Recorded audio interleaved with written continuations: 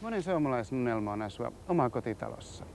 Rakennusneuvos arkkitehti Olli Lehtovuoren mukaan se on mahdollista myös Ruuhka-Suomessa ja kerrostalohinnoilla ekologisesti kestävällä pohjalla, sillä taajamissa on valmiina viemäri, vesi- ja kaukolämpöverkotkin.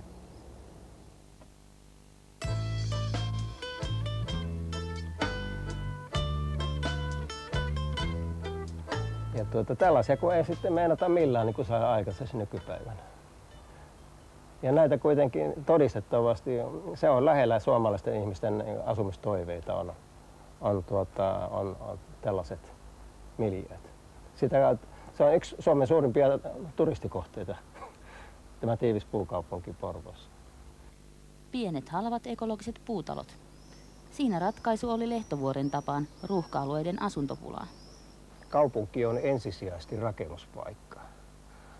Ja ehkä esimerkiksi Helsingin kaupunki on aivan ilmeisesti yksi löysimmin rakennettuja pääkaupunkia koko maailmassa. Mä olen laskenut, että kymmeniä tuhansia pieniä taloudellisia omakotitaloja voitaisiin täydennysrakentaa valmiiseen kunnallistekniikkaan Helsingissä, jos olisi poliittista tahtoa ja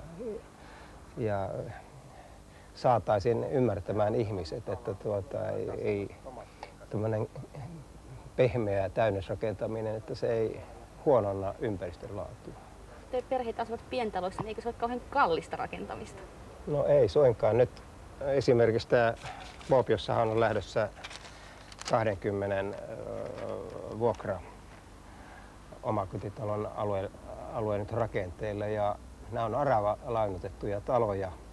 Yksi tällainen täysin omakotimainen vuokra-pikkutalo tulee maksamaan noin 850 000 markkaa. Se on sama hinta kuin Helsingissä on kerrostalo kaksioissa ja kolmioissa. Hallitusohjelmaankin on kirjattu haave kaupunkimaisten pientaloalueiden kehittämisestä. Suurta uudistusaaltoa ei kuitenkaan vielä ole syntynyt.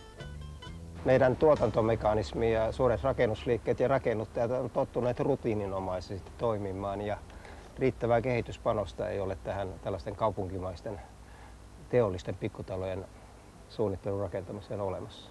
Tavallaan pitäisi suurin piirtein kaikki nykyiset esikaupunkialueiden kaavat tarkistaa. Onko nykyajan rakentaminen ekologista? Ei. Kuitenkin tätä ekologia-termiä mielellään käytetään mitä kummallisimmissa yhteyksissä. Lehtovuoren oma asuintontti on toiminut koelaboratoriona erilaisille ratkaisuille jo 30 vuoden ajan. Asumisessa ekologisuus on sitä myöskin, että tietysti lähtökohtana on luonnon huomioon ottaminen ja sen mahdollisimman vähäinen rasittaminen, mutta keskeistä on se, että ihminenkin on osa luontoa. Ja ekologisuus syvällisesti on sitä, että ihmisellä on siinä paikassa, missä hän on ja asuu, hyvä olla. Siirtola puutarhamökistä kodiksi. Olli Lehtovuori toivottaa myös tämän vaihtoehdon tervetulleeksi. Esimerkkejä Suur-Helsingin alueelta löytyy jo. Ja siinä on ekologisuus parhaimmillaan. Ja näiden kysyntähän on todella iso Helsingissä ja niistä maksetaan melkoisen, johtuen siitä, että tarjonta on niin vähäistä, niin ne ei ole suinkaan enää halpoja.